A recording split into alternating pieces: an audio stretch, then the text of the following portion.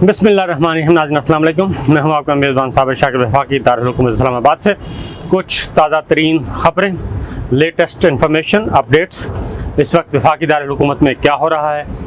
बहुत गहमा गहमी और बहुत ही जोड़ तोड़ की सियासत, दू बदू लड़ाई, जैसे आप यूँ समझें आखिरी ओवर का जो मैच होता है उससे भी कहीं ज़्यादा, और 6 बालें 36 स्कोर चाहिए हों तो इसी तरह की सूरत हाल है।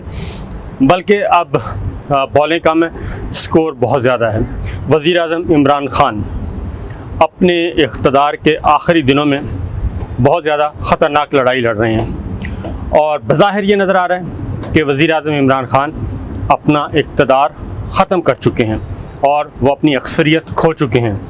मुत्तहिदा कौमी मूवमेंट के जाने के बाद नंबर्स गेम बिल्कुल यकसर तब्दील हो चुकी है और वेरीफाइड वोट्स जो हैं कौमी असम्बली में, उसकी अक्सरियत अपोजिशन कैंप में जा चुकी है।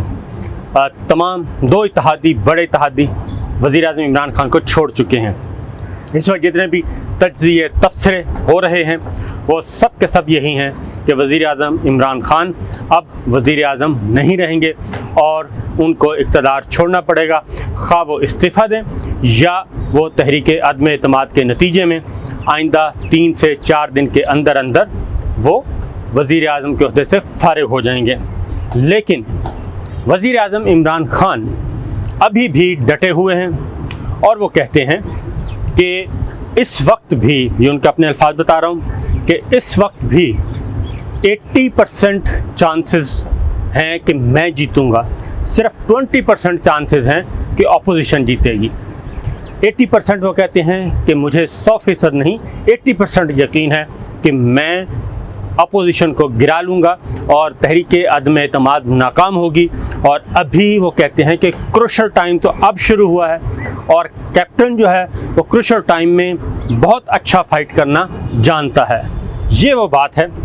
ये ज़रा देखेंगे कि वज़ीर आज़म इमरान खान के पास अब क्या क्या ऑप्शंस हैं और वो क्यों कह रहे हैं। और चंद वज़रा के अलावा जब उन्होंने वज़ीर आज़म इमरान खान ने ये बात कही एक मीटिंग में, तो कई वज़रा के जो चेहरे हैं वो कहते हैं देखने वाले थे, उनको भी नहीं यकीन आ रहा था कि भाई ये क्या कह रहे हैं वज़ीर आज़म। और बज़ाहिर MQM की प्रेस कॉन्फ्रेंस हो गई, अपोजिशन ने जश्न मना लिया, तो ये किस बुनियाद पे कह रहे हैं। ये सारी आपके साथ कुछ चीज़ें मैं शेयर करता हूँ। आज पिछले चंद घंटों में क्या हुआ। वज़ीर आज़म इमरान खान ने एक तो ख़त जो है वो काबीना के ख़ुसूसी इजलास को दिखा दिया और बाकायदा तौर पे उसके मंदरजात बता दिए। किसी वज़ीर ने अभी तक डिटेल्स नहीं बताई और उन्होंने बताया कि ये एक बड़ी ताकत की तरफ से वज़ीर आज़म इमरान खान के लिए धमकी है, पाकिस्तान के लिए धमकी है। और उस ख़त के मज़ीद उसमें क्या कहा, उसके बाद कुछ सहाफ़ियों को बुलाया वज़ीर आज़म ने और पहले सहाफ़ियों का जो ग्रुप था जिसको कहा गया कि आएँ आपके साथ भी ख़त के मंदरजात शेयर करने हैं। उसके बाद फिर सोशल मीडिया पे चलना शुरू हो गया कि जनाब वज़ीर आज़म के सहाफ़ियों से मुलाकात मनसूख हो गई और अब ख़त सहाफ़ियों को नहीं दिखाया जाएगा।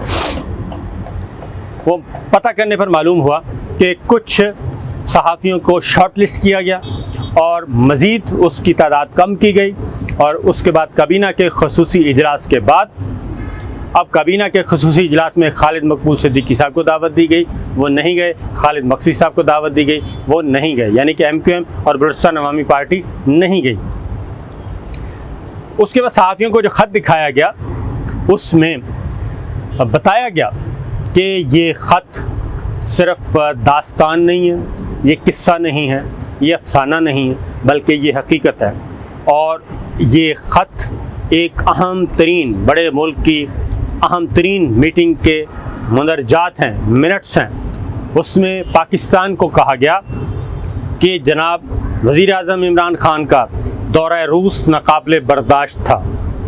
ये रूस का दौरा नहीं होना चाहिए था, वज़ीर आज़म इमरान खान को नहीं करना चाहिए था। चाइना से दोस्ती नहीं होनी चाहिए थी और बाकी जो खारजा पॉलिसी इस वक्त चल रही है इससे हम खुश नहीं हैं। और आगे जाके वो कहते हैं कि अब एक ही तरीका है पाकिस्तान के पास कि इमरान खान की हुकूमत का ख़ात्मा कर दिया जाए, इमरान खान के इक़्तिदार का चिराग गुल कर दिया जाए और वज़ीर आज़म इमरान खान नहीं होने चाहिए पाकिस्तान के, तो हम पाकिस्तान को माफ़ कर देंगे। ये पैगाम था पाकिस्तान के लिए कि जी हम इमरान खान को हटा दें, हम पाकिस्तान को माफ़ कर देंगे और नया सिलसिला शुरू करेंगे ताल्लुकात का। और अगर वज़ीर आज़म इमरान खान को नहीं हटाया जाता तो फिर हम पाकिस्तान को ज़रा नट बोल्ट उसके थोड़े से टाइट करेंगे, उसको मज़ीद उसके गिर्द घेरा तंग करेंगे, ज़िंदगी अजीरन कर देंगे, ये लुबे लुबाब है उसका, ऐसा हम करेंगे। ये कौन कह सकता है? ये एक ही मुल्क कह सकता है जो कि इस वक्त पूरी दुनिया में हुकूमत के ख्वाब देख रहा है।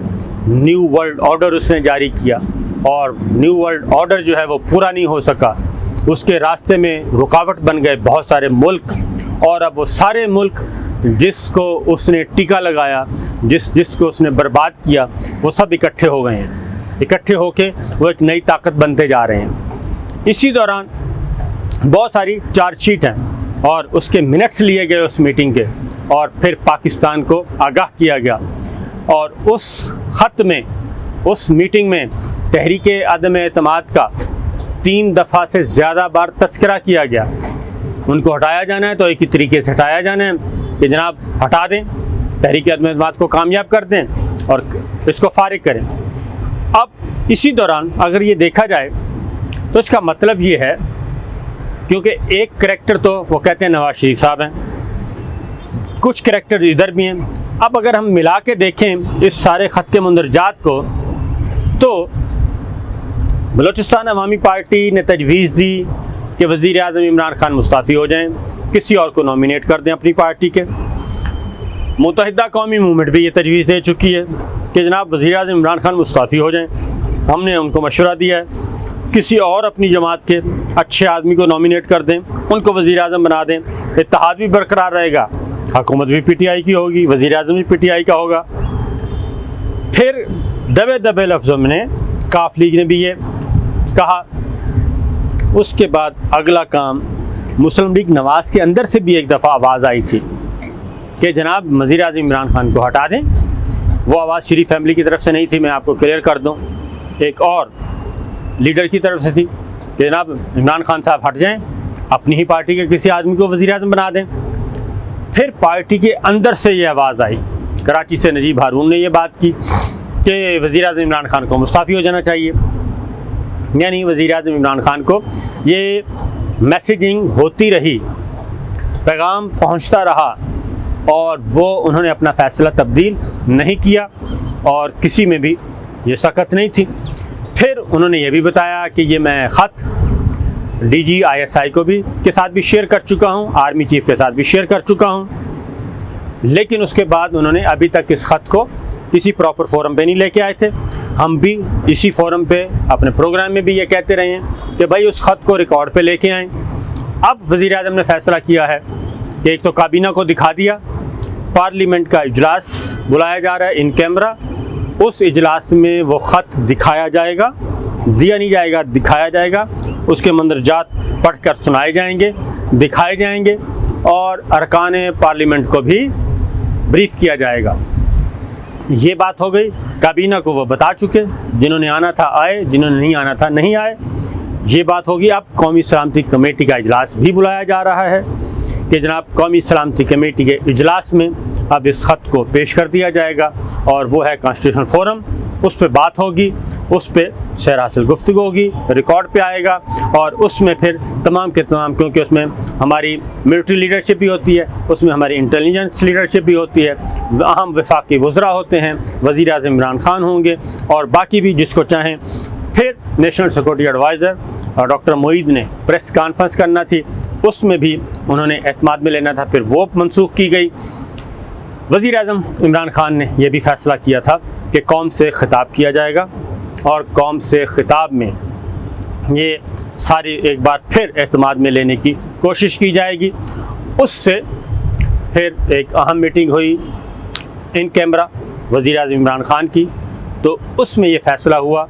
फिर एक मैसेज भी आया कि कूल डाउन, हौसला करें, इत्मीनान रखें, इससे मज़ीद मामलात ख़राब हो सकते हैं और ये जो खारजा पॉलिसी है ये मज़ीद ज़रा थोड़ी सी बिगड़ सकती है। इसलिए उसको कहा गया कि अभी आप कौम से खिताब ना करें, क्योंकि 6 बजे तक का टाइम दिया गया था। ख़ुसूसी कमेटी का इजलास, ख़ुसूसी काबीना का इजलास हुआ, फिर साफ़ियों से मुलाकात, फिर कुछ और अहम मुलाकातें, कुछ पैगाम वसूल किए वज़ीर आज़म इमरान ख़ान ने। तो उसके नतीजे में वज़ीर आज़म इमरान ख़ान का जो ख़िताब था वो रोक दिया गया और वो मनसूख कर दिया गया। और उसके बाद चीज़ें कुछ फैसल जावेद साहब आए, सेनेटर फैसल जावेद, उनका ट्वीट आया कि प्रोग्राम मनसूख हो गया ख़िताब, लेकिन उन्होंने कहा वज़ीर आज़म इमरान ख़ान ही रहेंगे। तो ये ज़रा जो मुहिम्मा है ये अभी समझने का है कि आखिर क्या वजह है कि मुत्तहिदा कौमी मूवमेंट जा चुकी, बलूचिस्तान अवामी पार्टी जा चुकी, तो ये कैसे दोबारा से ये सारी चीज़ें इकट्ठी होंगी। तो ये वज़ीर आज़म इमरान ख़ान के पास अभी टाइम है, वक्त मौजूद है, और वक्त इसलिए मौजूद है कि वो प्राइम मिनिस्टर हैं, वो चीफ़ एग्जेक्टिव हैं, वो अभी भी बहुत कुछ कर सकते हैं और मिलिट्री सिविल लीडरशिप के साथ बैठ के बहुत सारे उनके पास कार्ड्स हैं, वो खेल सकते हैं, इस सारी सिचुएशन को डिफ्यूज़ कर सकते हैं। और ये बात दुरुस्त है कि इस सारे स्कैम के आने के बाद, मेमोगेट, ख़त, लेटर गेट आने के बाद, अब ये होना चाहिए कि इसके नतीजे में कम से कम गवर्नमेंट जो है वो टॉपल ना हो। और उसमें कहा यह जा रहा है कि अर्ली इलेक्शन की बात की जा रही है, और वज़ीर आज़म इमरान ख़ान की मुलाकात मेरा ख़्याल है आज या कल में, अगले 12-14 घंटों में आर्मी चीफ से भी हो चुकी होगी, DGISI से भी हो चुकी होगी, और कौमी सलामती कमेटी के इजलास में भी इसको रखा जाएगा। और इसके बावजूद कि नंबर्स गेम इस वक्त अपोजिशन के पास है 176 मुत्तहिदा कौमी मूवमेंट के जाने के बाद, और गवर्नमेंट के पास है 176, और उधर है 165 वो होते हैं हुकूमत के पास। अभी भी जो 175-176 का जो नंबर है, 172 नंबर दरकार हैं, 175-76 पे पहुंच चुकी है अपोजिशन, अभी भी सिर्फ 4 वोटों का फ़र्क है। तो ये 4 वोट किसी वक्त भी इधर उधर हो सकते हैं, और ये भी हो सकता है कि मुत्तहिदा कौमी मूवमेंट फ़ैसला तब्दील कर ले, बलूचिस्तान अवामी पार्टी फ़ैसला तब्दील कर ले, ये भी होना है। तो अगले चंद दिन यानी कि कल कौमी असम्बली में ये बहस शुरू हो जाएगी, डिबेट शुरू हो जाएगी इस तहरीके अदम एतमाद पे। जुमा हफ्ता इतवार से पहले ये फ़ैसला होना है, लिहाजा इत्मीनान रखिए। अभी गेम ऑन है, game is not over as yet. तो इजाज़त दीजिए, अल्लाह हाफिज़।